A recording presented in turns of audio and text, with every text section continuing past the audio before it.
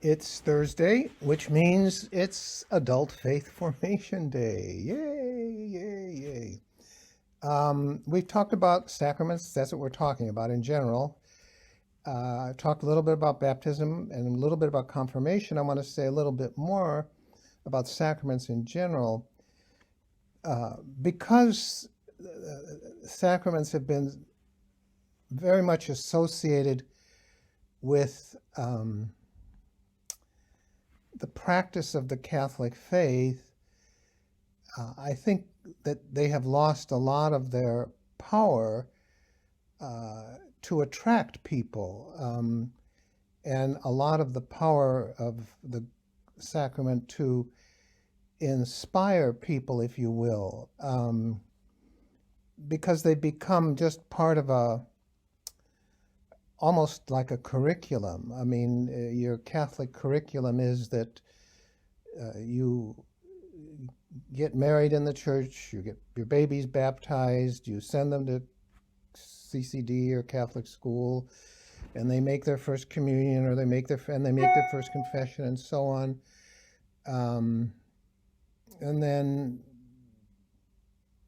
they get married or they get ordained, uh, and then they receive last rites or sacrament of the sick. And so they've just become sort of external touchstones rather than inner transformations. Now, again, I suggested with baptism that in my experience these days, and always, I think, when parents bring their babies to be baptized, they bring them with joy and they take pleasure in their child. And that's the biblical account of God the Father with his Son. This is my beloved Son, in whom I take great pleasure, in whom I find delight. And so I think we need to find ways that we can interpret other sacraments that way as well.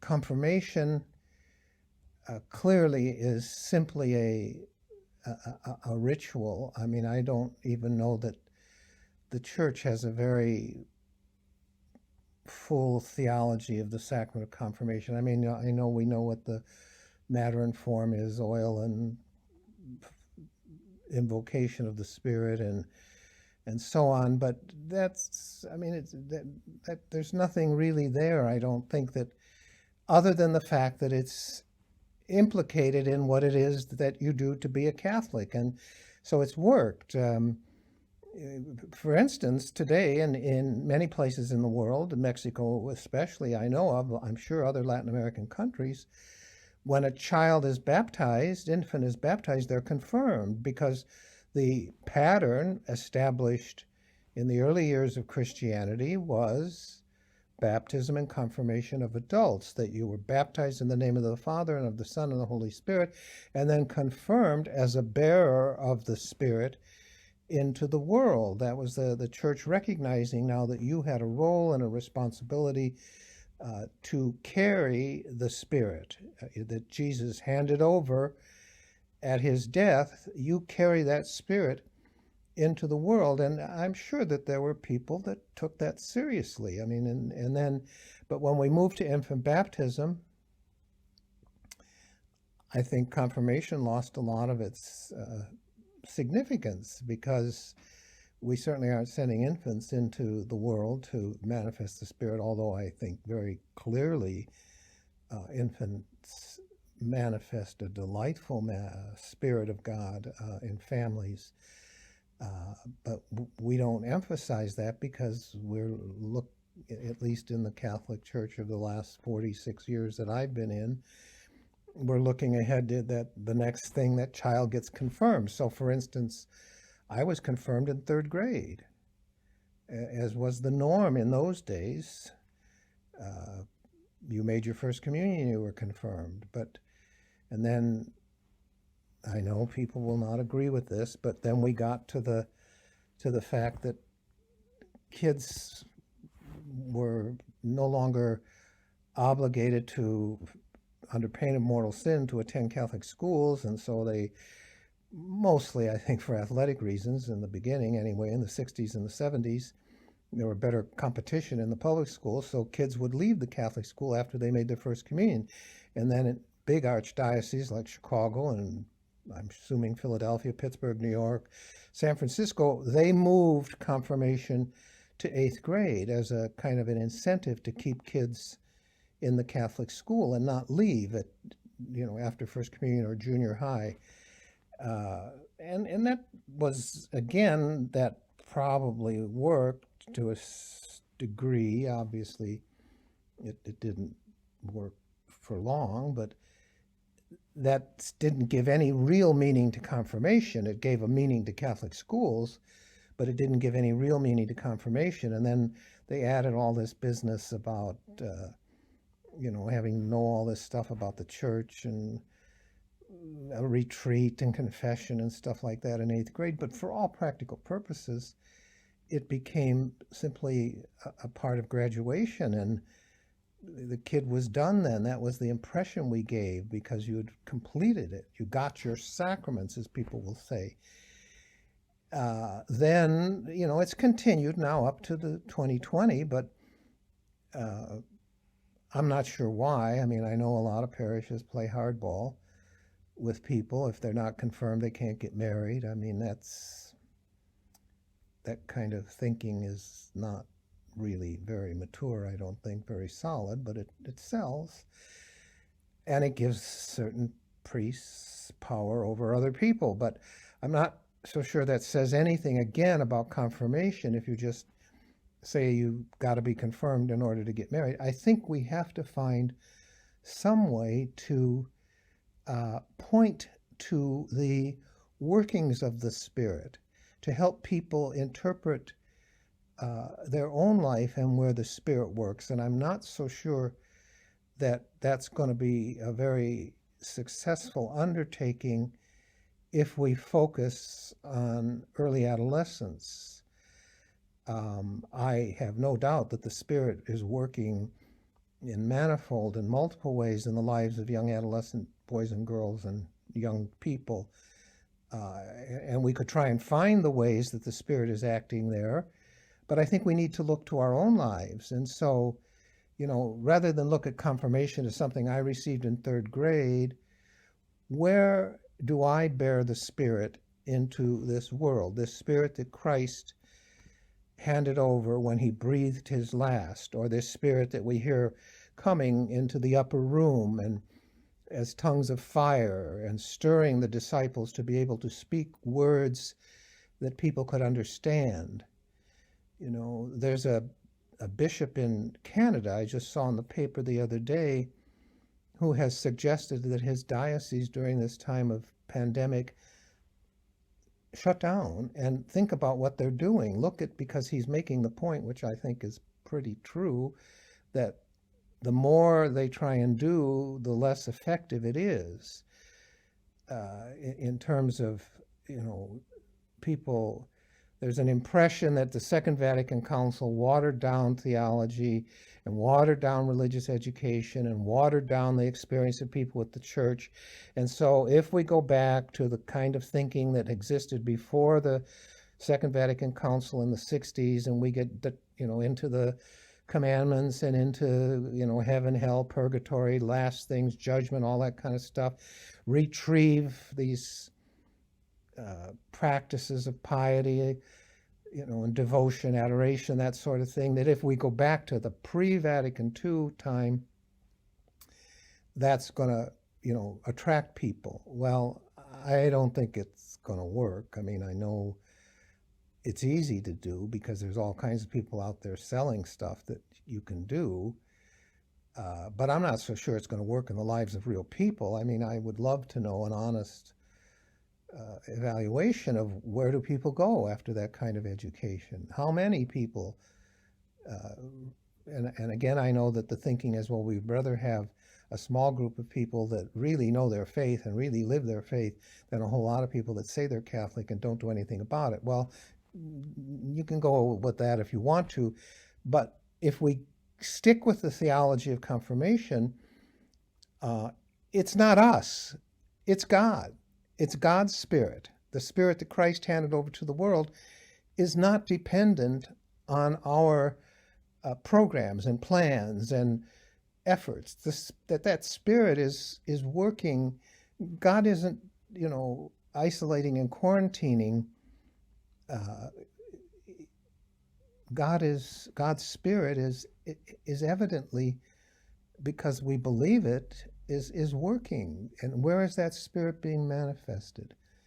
I think of legions of parents struggling to educate their children. I think of legions of people in hospitals and nursing homes.